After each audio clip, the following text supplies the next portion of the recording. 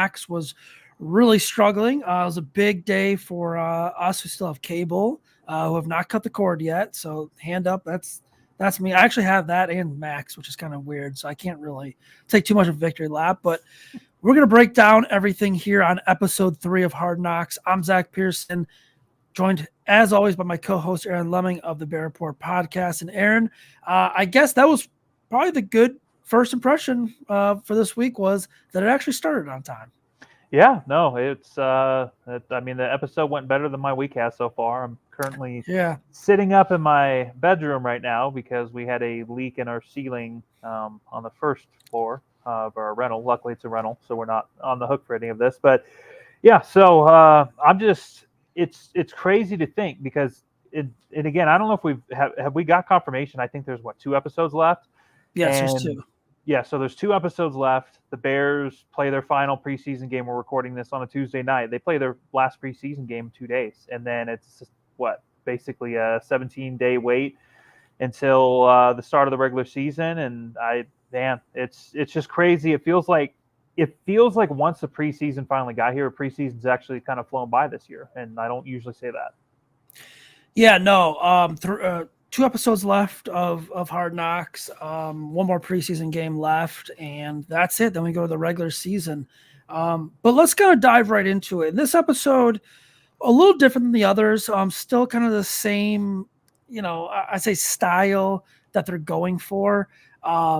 It was more of the Tyson Bagent, Austin Reed, Tory Taylor type episode where they kind of featured the 3 primarily. They did talk about some other things, but I don't know, man. Like we were talking before this kind of started to air here, we went live. I feel like if you're not a fan of Chicago Bears, you're probably not a fan of the season. It's been bland. I mean, let's just say it's been bland, and I don't think that's Hard Knocks' fault. I think, the Bears do have control of what's shown, and as evident, another episode without any cursing in it. They're, getting the final say on what is shown, and we really don't see a lot of the practices. This episode is a little different. We saw the joint practices, some of the things there, but I don't know if you agree with me or not, but I kind of feel like it's been bland. It's good for us because we're Bears fans. We cover the team, all that. But if I'm watching as a casual fan, I'm probably like, this isn't, in my opinion, must-see TV as of yet.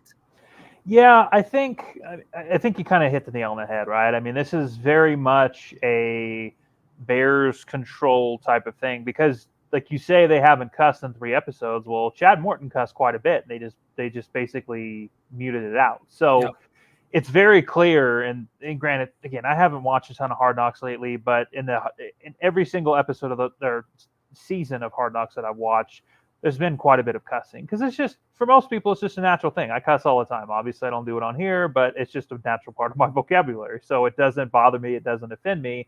But very clearly, the Bears feel differently. And yeah, I mean, it is what it is. It's still a hell of a lot better than we would get, elsewhere, and what we have got in the past. So it's definitely been interesting. But yeah, I would be curious to know, and I haven't really seen a ton on. I haven't seen a ton on social media in terms of tonight from outside perspectives. But I know most Bears fans are really liking it. And I think it's just one of those things, like, we're not used to having this type of access to the team. And it's definitely been nice to kind of, ride the wave of a big offseason, ride the wave of Caleb Williams, ride the wave of a 3-0 preseason so far, and just the overall optimism around the team. I think, if anything, it's made the preseason go by a little bit faster. It's made, the lead up to the season a little bit more exciting, which is kind of crazy to say considering it's going to be there should be a pretty exciting season. But yeah, I mean, I'm not overly surprised. But I mean, it's still entertaining. I'm curious from an outside perspective, if you're not a Bears fan, how entertaining this really is.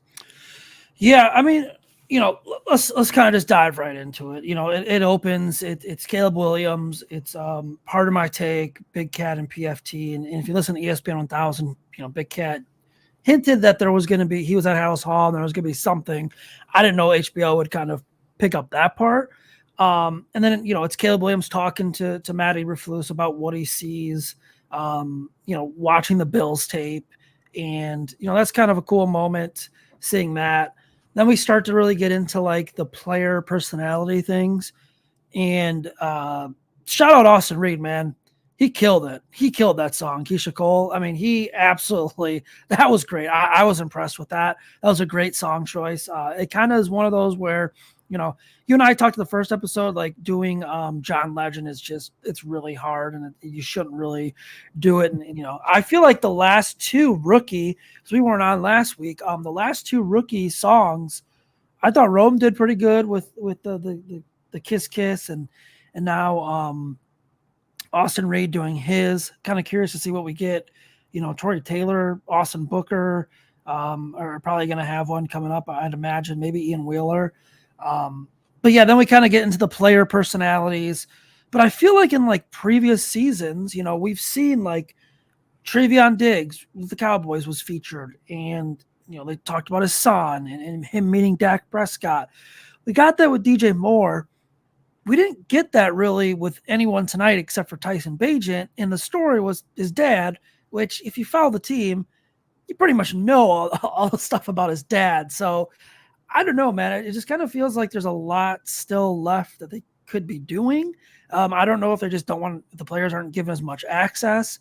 I guess, like the Tory Taylor, you got to see a little, like two clips of him, one from Australia, one in Iowa. And then you got to see him essentially almost getting lost. It looked like he showed up later to the game than a couple other players. So I don't know. Am I like asking too much for some more?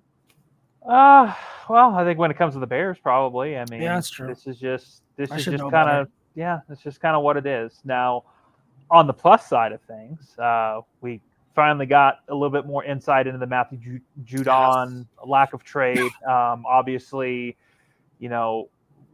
I think a lot of Bears fans wanted him. I was in that boat. I definitely thought he would be a good addition. I'm still really glad that they didn't give a 32-year-old coming off of a pretty sizable injury, give up a third-round pick and then turn around and give him $20-25 million a year. So I'm definitely glad about that. But it was definitely interesting to kind of see just how close the Bears were. I mean, it was basically talked about through multiple different sources that it was the Bears and Falcons, and just like last year at the trade deadline, it was the Bears and Falcons for Montez Sweat. Bears won out. Well, this time around, it was it was Atlanta who won out for Judon. But at the same time, it was interesting, and I don't know how much you read into it, but it seemed like the Bears thought they had it. Yeah, I thought that too. I'm glad. It sounded like they thought they had it almost in the bag. Yeah, and you know what though, I said this at the time of the trade, and I'll say it again. I am glad that the Bears set some parameters. Now, I'd be curious, and I'm sure we probably will never know, but I'm curious to know what kind of contract they were offering, just because there had been some rumors that Judon turned down like a 2-year, $40 million deal from New England, and that's about the time that they said, okay, well, this is clearly not going to work.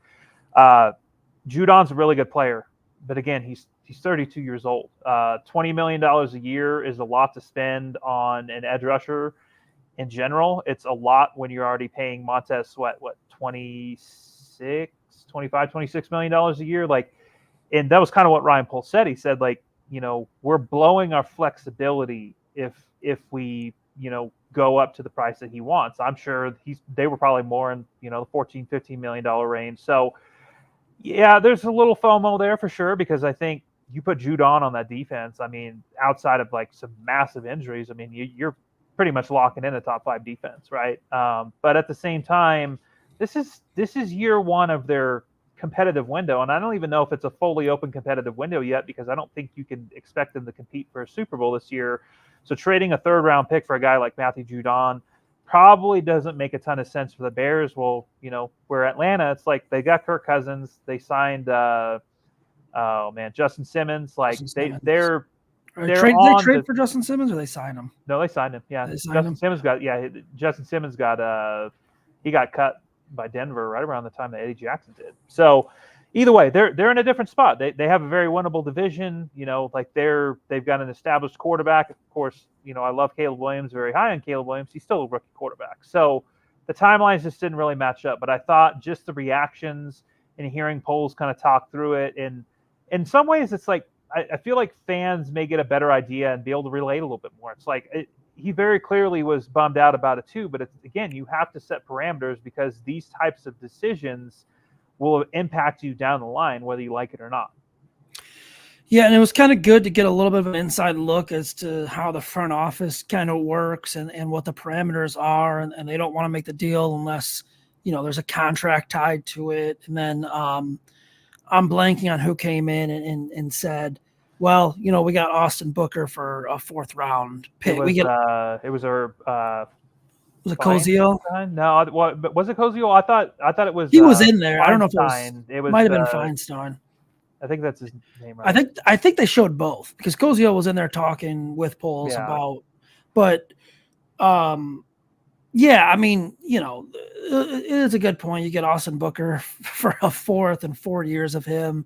They did give Austin Booker some spotlight today, which was nice. But yeah, no, that was probably the best part of the episode, in my opinion, in terms of like the access that fans are getting. Kind of seeing Ryan Poles. Featured a lot of Ryan Poles in this one as well.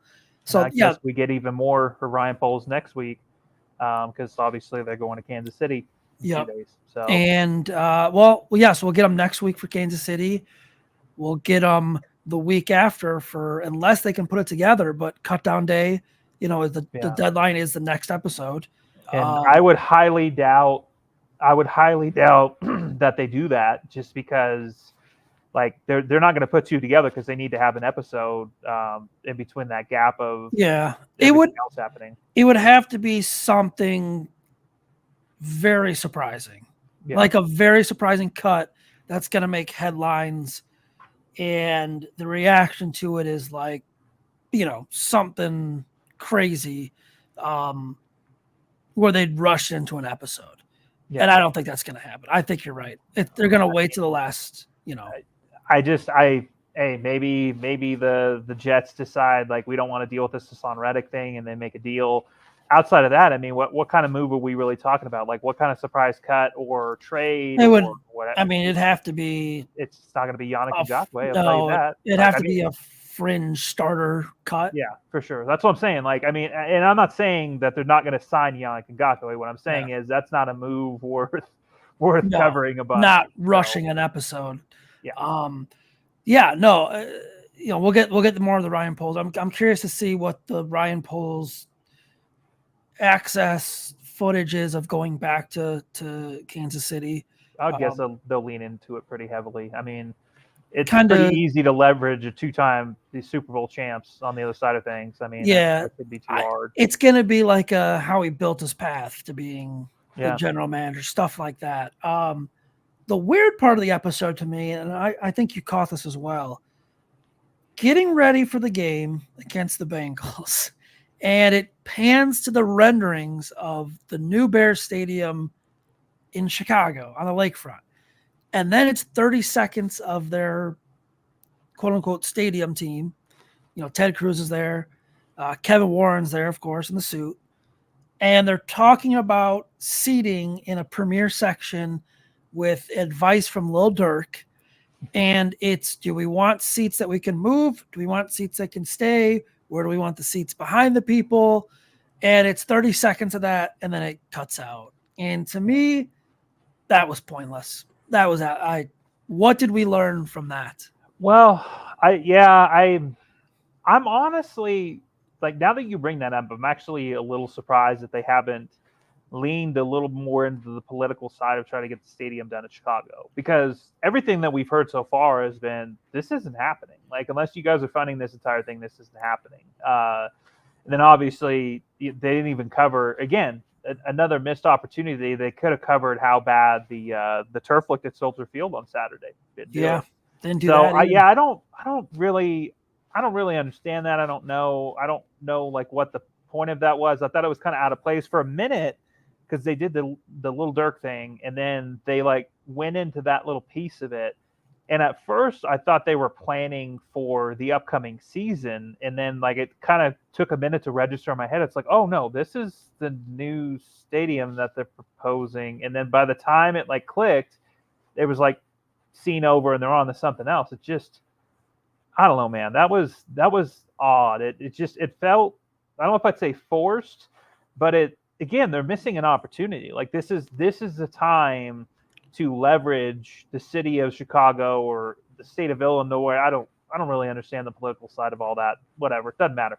Either way, use your leverage that you have. Like you have a national spotlight with a ton of NFL fans watching, a ton of influential people watching. Do it. And it's like a 30-second clip completely out of context after, Lil Durk was out on the field and, I don't know, man. That didn't make any sense to me. Whatever. It is what it is. It's a missed opportunity.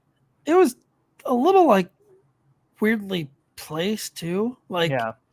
I mean, I don't know. I get the Lil Durk stuff, but like, they're like, yeah, Durk said it'd be better if, he brought it up as an option.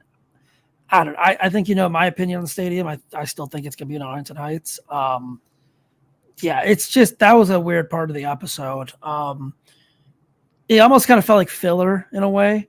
And I wonder, I wonder if they tie into the last episode, because we're going to get the cuts. We're going to get like the Future's Bright in Chicago with Caleb. There's going to be some storyline. I wonder if they maybe piece in a little bit about the stadium at the end. I kind of thought they'd pepper in a little bit basically every episode. They really haven't done that. I mean, I don't know. Again, I don't know what their intention is out of this, because from my perspective, and again, this is just my personal opinion, it seems like Kevin Warren has been a lot more open and available to the thought of Hard Knocks than, George is still, he's made comments since. Like they're staying out of our way, but you know how I feel. It's like, get over it, man. Like, this is the time that you should want the Hard Knocks cameras and the attention, the national attention in your building is right now. And it's like, he still can't embrace that. Yeah, I can tell you for a fact he's trying to avoid everything with Hard Knocks. That's not anything shocking to anyone. No. But I can tell you. Good on the NFL for forcing them to do it. That's all I could say. Yeah, and obviously, like, the Bears do have control of what's shown, so that's why we're not seeing a lot of things. And I'm guessing, I mentioned the first episode, I didn't notice there was no profanity as you and I were recording, and I said I didn't want to spoil anything with like who was potentially being interviewed, because you see when you're out there, you see the boom mics everywhere in the certain position groups and all that. And now I'm thinking back, I'm like, it's just the nature of football players. They cuss. I cuss in my everyday life, Yeah. I bet you they're not airing that stuff because a lot of it's probably profanity laced, or just they probably don't want to edit it. I don't know. I guess the thing is, but that's a Bears choice, because 100%. It's on HBO. It's 100% a Bears choice. I don't know. I guess before we wrap things up, like, one thing I thought was pretty cool was Caleb talking to the ref after that play. He's like, hey, that was pretty cool, huh, ref? Or whatever he said. How fired up he was, how fired up the team was. I didn't notice this during the game. I don't know. Did they show this on the TV broadcast? Did they show him like all fired up in that touchdown, quote unquote touchdown throw to Rome? He thought it was a touchdown, 100%. Yeah, no, they absolutely on the live broadcast did not show that. Yeah, I didn't notice that either, because I'm looking down. We're in that end zone, the opposite side, and I'm looking down like he's not in bounds. And I didn't notice Caleb like celebrating, and Tremaine and Jaquan and everyone were celebrating. Yeah, I didn't know if they showed that on TV or not.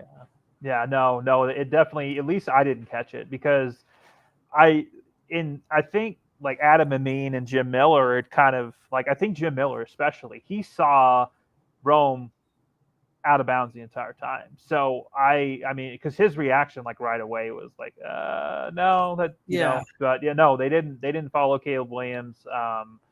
They showed Rome Odunze like wondering why it wasn't a touchdown, and then he looks down at his feet, and it's like, it's not like one was like barely out of bounds. Like, both of them were considerably out of bounds. And that was wild. I thought that was cool. I thought Caleb holding the football and that's the kind of stuff that is fun. Like that's the kind of Yes. stuff that's really cool because it's like you see the touchdown, that's it. Like you see him happy on the sideline and they pan over for like 2 seconds on the TV broadcast. That's it. You don't Yeah. see him holding the ball. You don't see him going in and taking it and putting it in his bag. And like that's the kind of stuff right there where it's like that's the advantage to having the Hard Knocks and being able to follow the storylines a little bit better. And again, like I'm not going to sit here and say I'm not a Hard Knocks expert. I don't. The Giants one was the first one that I've watched all the way through in a while. I watched the first episode of the Jets one last year, and I realized that the entire thing was just basically Aaron Rodgers propaganda. And I don't say that as a Bears fan. Like I say that as somebody who just like that was very clearly what they were trying to do. And like the awe, even with the coaching staff of Aaron Rodgers being there and like how they try to frame it, just didn't come off very authentic to me. So I lost interest after an episode. I didn't really like Robert Saleh for some odd reason bothers me. I don't like he just I honestly I don't know how he's still a head coach. So, you know, it is what it is. But I think that this is the kind of stuff where they should be leaning more into that. And it just, again, I'm not surprised because this is the Bears we're talking about and they are going to control the message. But I think in some ways they do their players and the organization a little bit of a disservice when they don't just allow people to be themselves and allow like the Velus Jones Jr. thing was cool, like the whole ferret thing, you know, like there were certain aspects where you kind of get to see these guys being themselves, but then you know that there's a lot more to it that they're not showing. And, you know, usually, at least in the past years that I watched the training camp one, there's a lot more personality being shown.